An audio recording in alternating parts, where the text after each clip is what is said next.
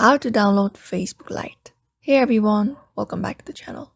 In today's video, let us show you how to download Facebook Lite. So let's just get started. It is a super easy and simple method you can apply in order to download the Facebook Lite and use it on your device. So for that, if you're on an Android device specifically, you can head over to Google Play Store. Once you're here in your Google Play Store, you can go ahead and look up for the search bar at the bottom right and go ahead and type in search Facebook Lite in the search bar. After that, you'll be finding the results here. So just go ahead and tap on this one right here, which is the official Facebook Lite. After that, you'll be seeing an install option or get. So you can just go ahead and tap on install. It is a very small file, so it won't take long for it to be downloaded.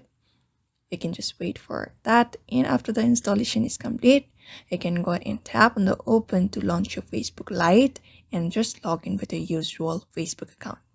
And that is it. Now you've got Facebook Lite for a faster, lighter experience. So if this video helped, give it a thumbs up and don't forget to subscribe for more quick tutorials.